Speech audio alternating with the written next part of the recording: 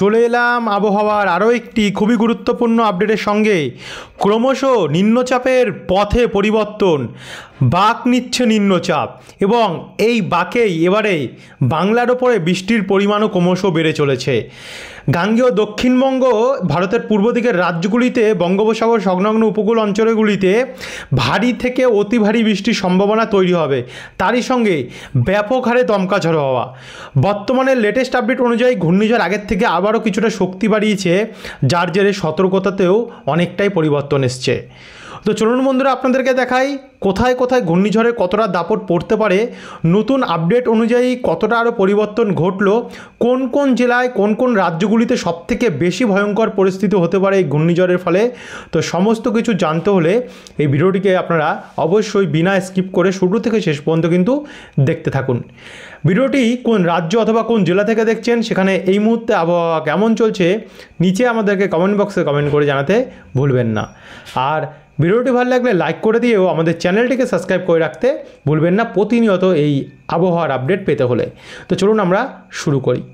তো দেখুন, আমরা যদি দেখাই আপনাদেরকে 26 তারিখ থেকে, আমরা এর আগে প্রায় 24-25 দেখিয়েছি, কিন্তু আজ এই মুহূর্তে আপনাদেরকে আমরা 26 অর্থাৎ রবিবার থেকে দেখানো শুরু করব। তো রোববারে এখানে যদি আমরা দেখি, দেখুন এখানে আন্দামান নিকোবর দ্বীপপুঞ্জের সামনে থেকে 26 তারিখ রাত্রি 2টো, মানে 25 তারিখ গিয়ে 26 তারিখে প্রবেশ করতে করতেই গভীর একটি নিম্নচাপ সৃষ্টি হবে এবং এই গভীর নিম্নচাপের সর্বোচ্চ যে শক্তিটা রয়েছে সেটা কিন্তু প্রায় 60 কিলোমিটার প্রতি ঘন্টায় আমরা দেখতে পাচ্ছি শুরুতে, মানে শুরুটাই একটি বেশ শক্তিশালী প্রভাব নিয়ে তৈরি হবে। তারপরে রবিবার 26 তারিখেরই দুপুর থেকে বিকেল, সেই সময় এর যে শক্তি সেটা আরও বাড়বে, বেড়ে এর যে সর্বোচ্চ শক্তি সেটা হতে পারে 60 থেকে 66 কিলোমিটার, মানে আরও 6 কিলোমিটার প্রতি ঘন্টা এটি বাড়বে দমকা ঝড় হওয়ার বেগ। এর কারণে সেই সময় কিন্তু আমাদের মধ্য বঙ্গোপসাগর সংলগ্ন আন্দামান সাগরে এই দুটো জায়গায় প্রচণ্ড পরিমাণে দমকা ঝড় হওয়ার কারণে মৎস্যজীবীদের উদ্দেশ্যে সতর্কতা অবশ্যই থাকবে। তো আগে থেকে আপনাদেরকে আমরা জানিয়ে দিলাম মৎস্যজীবী ভাই এবং চাষি ভাইদের উদ্দেশ্যে যে কী থাকবে। এরপর আমরা 26 তারিখ যাব সরাসরি রাত্রিতে, রাত্রি 12টা। সে সময়ের যে সর্বোচ্চ গতি আছে সেটা কিন্তু আরও বেড়ে হয়ে যাবে 70 কিলোমিটার প্রতি ঘন্টায়। দেখুন কী হারে এর গতি এবং শক্তি দুটোই বেড়ে চলেছে। তারপর আমরা আরেকটু এগিয়ে যাব, এগিয়ে গিয়ে সোমবার 27 তারিখের পরিস্থিতিটা দেখব। 27 তারিখ সকাল 10টার সময় এর যে সর্বোচ্চ গতি সেটা 70 থেকে গিয়ে 78 হবে। একবার দেখে নেব সেদিনই কি ঘূর্ণিঝড়ে পরিণত হচ্ছে কি না। বায়ুর ঝাপটা মোট বলছে সেই সময় 51 থাকবে, মানে 27 তারিখের মধ্যেও আপনারা ঘূর্ণিঝড় মানে পরিণত হচ্ছে না সেটা আপনারা সরাসরি দেখেই নিচ্ছেন। আর আবার আমরা সরাসরি চলে যাব বায়ুর ঝাপটা মোড়ে। আবার আমরা এবারে যাব 27শে রাত্রেবেলা। 27শে রাত্রেবেলা যদি যাই, রাত্রেবেলা কিন্তু এর যে শক্তি সেম থাকছে, দেখতে পাচ্ছেন একই থাকছে। এরপরে যাব মঙ্গলবার 28 তারিখে। 28 তারিখের মধ্যে যে গতি প্রকৃতি বা শক্তি সেটা কিন্তু কিছুটা পরিবর্তন করবে। সর্বোচ্চ গতি উঠে যাবে সেই সময় এর 90 কিলোমিটার পার আওয়ারে। বায়ু মোডে যদি দেখি, বায়ু মোড বলছে এটা থাকবে 60, মানে 65 সে সময় আমরা দেখতে পাচ্ছি নেই। তবে কি ঘূর্ণিঝড় হবে না? আপাতত 28 তারিখের মধ্যেও কিন্তু 62 থাকছে, মানে 3 কিলোমিটারের হেরফের থাকছে। তো আবার আমরা চলে যাই গিয়ে বায়ুর ঝাপটা মোড়ে, একবার দেখে নেব আরও কতটা শক্তি বাড়ে। মোটামুটি যা শক্তি আছে বেশ শক্তিশালী আছে, কিন্তু তখনই 28 তারিখের রাত্রেবেলার মধ্যে অর্থাৎ বিকেল থেকে রাত্রের মধ্যে এটা সে সর্বোচ্চ শক্তি সেটা আমরা দেখতে পাচ্ছি ওই 90তেই থাকছে। তার মানে আবার আমরা যদি বায়ুর মোডে যাই, বায়ু মোড বলছে 65, না 28-এর মধ্যে ঘূর্ণিঝড়ে পরিণত হতে পারে। দেখুন 65, তার মানে ঘূর্ণিঝড় 28 তারিখের রাত্রি 9টার সময় পরিণত হতে পারে। তবে এখনও কিন্তু বন্ধুরা সংশয় রয়েছে, ঘূর্ণিঝড় বা নিম্নচাপ দুটোর মধ্যেই সংশয় রয়েছে কোনটা হবে। প্রতিনিয়ত আপডেট দেখবেন, আমরা প্রতিনিয়ত আপনাদের কাছে কিন্তু আপডেট দেখাবো যে কি হতে পারে। তো 28 তারিখের গিয়ে 29 তারিখে বুধবারের মধ্যে এটি কাকিনাড়া উপকূলে গিয়ে আছড়ে পড়তে পারে। এর প্রভাবে ওড়িশা, অন্ধ্র সমেত আমাদের গাঙ্গেয় বাংলার দক্ষিণ ভাগে প্রচণ্ড পরিমাণে দমকা ঝড় হাওয়া বইতে পারে উপকূলীয় অঞ্চলগুলিতে, যার জন্য মৎস্যজীবীদের উদ্দেশ্যে সতর্কতা থাকছে। এবং 29 তারিখের পর দেখতে পাচ্ছি মোটামুটি 29 তারিখ নাগাদই এটা এখানেই আছড়ে পড়ছে। এটা তো গেল টোটালটাই ECMWF মডেল। কিন্তু আমরা যদি আপনাদেরকে GFS মডেল দেখাই, GFS মডেল বলছে কি, যেহেতু এই ঘূর্ণিঝড়টা সবার প্রথম আপডেট আমাদেরকে দিয়েছিল GFS মডেল, ECMWF মডেল নয়। তবে GFS মডেলের যে পরিস্থিতি সেটা কিন্তু বলছে অন্য ধরনেরই। তারা বলছে আবারও বাঁক নিতে পারে, এবং এই বাঁকটা বেশ নিয়ে এটি কোথায় আসছে দেখুন, সিধা কিন্তু আমাদের বাংলার দিকে। মানে এখনও এর যে মুখ সেটা ঘোরার সম্ভাবনা প্রচণ্ড রয়েছে, প্রচণ্ড অনেকটাই রয়েছে। একবার যদি আমরা এটা বায়ু মোডে দেখি যে কি থাকতে পারে, কতটা গতি থাকতে পারে, বায়ু মোড বলছে 69 কিলোমিটার ঘন্টায় গতি এর থাকতে পারে, 69, 70, 72। কিন্তু বায়ুর ঝাপটা মোড বলছে GFS মডেলে কত থাকতে পারে, আছড়ে পড়ছে না তার আগেই 88 কিলোমিটার, 90 কিলোমিটার থাকতে পারে। দেখুন মানে এখনও এটি বাঁক নেওয়ার বহুত চান্স রয়েছে এখনও। তো যাই হোক, আপনাদেরকে প্রত্যেকটা জিনিস খুঁটিনাটি আমাদের দেখানো কর্তব্য, সেটাও দেখিয়ে দিলাম। এবং এটা কীভাবে বাঁক নিচ্ছে সেটা একবার আপনাদেরকে দেখিয়ে দিই হঠাৎ করে। তো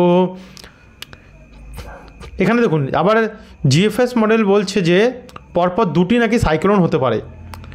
22 তারিখে একটি আমরা দেখতে পাচ্ছি হওয়ার চান্স রয়েছে, তবে এটা আমরা বলবো না যে 100% হবে, এটা 100% শিওর নই আমরা। মোটামুটি দেখাচ্ছে 22 তারিখের মধ্যে একটি 129 কিলোমিটার প্রতি ঘন্টায় একটা সাইক্লোন দেখা যাচ্ছে, বেশ ভেরি সিভিয়ার সাইক্লোন। তবে এটা না হওয়ার চান্সটাই প্রচণ্ড। কিন্তু 22 তারিখের পর যখন আমরা 24 তারিখে যাচ্ছি, 24, 25, 26, 27, 28 নাগাদ গিয়ে আমরা দেখতে পাচ্ছি এই দেখুন এখানে সাইক্লোনটা সরাসরি চলে যাচ্ছে কিন্তু আমাদের বঙ্গের দিকে। এটাই হচ্ছে মেন সাইক্লোন, যেটা আপনাদেরকে আমরা দেখিয়ে দিলাম। তো যাই হোক, সম্পূর্ণটা আপনাদের কাছে তুলে ধরলাম। এই নিয়ে যদি আর কোনো সংশয় থাকে অবশ্যই নিচে আমাদেরকে কিন্তু বন্ধুরা কমেন্ট বক্সে কমেন্ট করে জানাতে ভুলবেন না। এবার আমরা সরাসরি চলে যাব বজ্রবিদ্যুৎ মোডে। GFS মডেল বলছে বজ্রবিদ্যুৎ মোডের আপডেট অনুযায়ী যে বাংলার ওপরে ভয়ঙ্কর পরিমাণে ঝড় বৃষ্টি হতে পারে। গাঙ্গেয় দক্ষিণবঙ্গে দীঘা, কন্টাই, মন্দারমণি, ফ্রেজারগঞ্জ, নামখানা, বেলদা সমেত দক্ষিণ 24 পরগনা, কলকাতা, চন্দননগর, আরামবাগ, খড়গপুর, যেহেতু ঘূর্ণিঝড়টা এই দিক বরাবরই আসছে তার কারণে ওড়িশা হয়ে আমাদের বাংলার ওপরে কিন্তু প্রচণ্ড ঝড় বৃষ্টি হবে, অতি ভারী। ভুবনেশ্বর, বিশাখাপত্তনম, অন্ধ্রপ্রদেশও। কিন্তু যাই হোক, এটা তো আপনাদেরকে আমরা দেখালাম। এছাড়াও বাংলাদেশ, ত্রিপুরাতেও অনেক বৃষ্টি রয়েছে। কিন্তু আমরা একবার দেখে নেব, ফোকাস করব ECMWF মডেলের ওপরে। GFS মডেলটা সরাসরি বলছে বাংলার দিকে আসার সম্ভাবনা। আবার ECMWF মডেল বলছে বৃষ্টির পরিমাণ কিন্তু বাংলার ওপরে থাকছে, বেশ থাকছে। 29 তারিখে যদি আমরা যদি দেখতে 25 তারিখ থেকে দেখতে আসি, দেখুন 26, তারপর হচ্ছে 27, 28, এবং ঘূর্ণিঝড় যেভাবে আসছে 28 তারিখ থেকে বৃষ্টি আরম্ভ হবে। 28 তারিখ থেকে হলদিবাড়ি উপকূলে, দীঘা, কন্টাই, মন্দারমণি, বেলদা, জয়নগর, কোলাঘাট হয়ে কলকাতা, তমলুক, খড়দা, হাবড়া, এই সমস্ত জায়গাগুলিতেই কিন্তু বৃষ্টি আরম্ভ হবে। এবং ওড়িশা উপকূলেও ভারী বৃষ্টির সম্ভাবনা আমরা দেখতে পাচ্ছি রয়েছে। কিন্তু এরপর আমরা যদি একটু এগিয়ে যাই, দেখুন পুরো সবকটি জেলাতে বৃষ্টি দেখতে পাচ্ছি। বর্ধমান, শান্তিপুর, পূর্ব এই সমেত, অর্থাৎ এখানে 28 তারিখ বিকেল থেকে বন্ধুরা বৃষ্টি হতে পারে। তবে যেহেতু বৃষ্টির পরিমাণটা এখন দেখাচ্ছে হালকা মাঝারি, একদম 100% এই যে হালকা মাঝারি বৃষ্টিটাই হবে এটা কিন্তু আমরা কোনো গ্যারান্টি দিচ্ছি না, কারণ সময়ের সাথে সাথে বৃষ্টির পরিমাণে পরিবর্তন হবে, বাড়তেও পারে অথবা কমতেও পারে। যাই হোক, যেটাই হোক, বাড়ুক অথবা কমুক, সম্পূর্ণটা আমাদের কর্তব্য আপনাদের কাছে প্রোভাইড করার। আমরা অবশ্যই নতুন আপডেটের মাধ্যমে আপনাদেরকে জানিয়ে দেবো। তো আপনারা কিন্তু সাবস্ক্রাইব করে রাখতে ভুলবেন না আমাদের এই চ্যানেলটিকে। এখানে কিন্তু প্রতিনিয়ত আপনারা খুবই ইনফরমেটিভ ভিডিও আপনারা পেয়ে যাবেন আবহাওয়া রিলেটেড। তো এখানে দেখুন উত্তর 24 পরগনা, কলকাতা, হুগলি, নদিয়া, বর্ধমান, আরামবাগ, খড়গপুর, কোলাঘাট হয়ে দক্ষিণ 24 পরগনা, পূর্ব পশ্চিম মেদিনীপুর এবং ঝাড়গ্রাম, প্রত্যেকটি জেলাতেই কিন্তু আমরা বৃষ্টি দেখতে পাচ্ছি রয়েছে। এছাড়াও আমরা খুলনা, বরিশাল, কলাপাড়া, মেহেরপুর, যশোর, সাতক্ষীরা, শ্যামনগর, লোহাগাড়া, খুলনা, এদিকেও বৃষ্টি দেখতে পাচ্ছি। এদিকে আবার আমরা দেখতে পাচ্ছি দেখুন ওড়িশা, অন্ধ্র, যেহেতু অন্ধ্র উপকূলে ঘূর্ণিঝড়টি আছড়ে পড়ার সম্ভাবনা দেখাচ্ছে ECMWF মডেল, তো সেটাই আমরা জানাচ্ছি। তো আবার GFS তো দেখাচ্ছে উল্টোটাই, বাংলার দিকে আসবে। যাই হোক, দুটোর মধ্যে কখন কী হবে সেটা তো আপনারা জেনেই যাবেন। তবে বৃষ্টির পরিমাণ কিন্তু এদিকে রয়েছে অনেকটা। এরপর একটু যদি এগিয়ে যাই, এগিয়ে গিয়ে 29 তারিখে যদি দেখি ভোর 3টে ভারী বৃষ্টির সম্ভাবনা। দেখুন বৃষ্টি বাড়ছে আস্তে আস্তে করে। বারুইপুর, জয়নগর, উলুবেড়িয়া, কলকাতা, তমলুক, খড়গপুর বা ঝাড়গ্রাম, চাকুলিয়া, গোয়ালতর এদিকগুলিতে বৃষ্টি বাড়বে। তারই সঙ্গে সঙ্গে বৃষ্টি বাড়বে এদিকে লোহাগাড়া, যশোর, সাতক্ষীরা, শ্যামনগর, পিরোজপুর, মাদবেরিয়া, ঢাকা, কুমিল্লা, সেনবাগ, মতিরাট, বরিশাল, চিটাগং, মহেশখালী এবং ত্রিপুরাতে। আর উড়িষ্যাতে থাকবে অনেকটাই বৃষ্টি। তারপর আমরা আরেকটু এগিয়ে যাবো, এগিয়ে যেতে যেতে দেখুন 29 তারিখে সকাল 9টার সময় বৃষ্টির পরিমাণ আরও বেড়ে যাবে গিয়ে। হাওড়ার ওপরে ভারী বৃষ্টি, কলকাতার ওপরে ভারী বৃষ্টি, উত্তর 24 পরগনাতে ভারী বৃষ্টি, ইছাপুর, ব্যারাকপুর, পলতা, পূর্ব বর্ধমান, পান্ডুয়া, চাকদা, নদিয়া ডিস্ট্রিক্টও ব্যাপক বৃষ্টি। পশ্চিম বর্ধমান, বিষ্ণুপুর, বাঁকুড়া, কতুলপুর, হুড়া, ঝাড়গ্রাম, চাকুলিয়া, গোয়ালতর, চন্দ্রকোনা এদিকগুলোতেও প্রচণ্ড বৃষ্টি। দক্ষিণ 24 পরগনাতেও ভারী বৃষ্টি রয়েছে উপকূলে এবং পূর্ব মেদিনীপুরে হালকা থেকে মাঝারি বৃষ্টির সম্ভাবনা সেই সময় আমরা দেখতে পাচ্ছি। এতে খুলনা, বরিশাল, কলাপাড়া, চিটাগং, মহেশখালীতে অনেক বৃষ্টি রয়েছে, ঢাকার দক্ষিণ ভাগে। তবে এখনও উত্তরবঙ্গ অবধি যায়নি, দেখা যাক কী হয়। আমরা প্রতিনিয়ত ফোকাস রাখবো। আর বৃষ্টি কিন্তু অনেকটাই রয়েছে, দেখুন 29 তারিখ অবধি টানা বৃষ্টি রয়েছে। যাই হোক, আপনারা দেখে নিই কী হতে পারে কি না হতে পারে, পরবর্তী আপডেটগুলোতে আপনাদেরকে জানিয়ে দেবো। তো এই ছিল এখনকার আপডেট। এর পরের আপডেটগুলোতে আরও পরিবর্তন ঘটবে। যারা পরের আপডেটগুলো পেতে চান অবশ্যই আমাদের চ্যানেলটিকে সাবস্ক্রাইব করে রাখতে ভুলবেন না। ধন্যবাদ।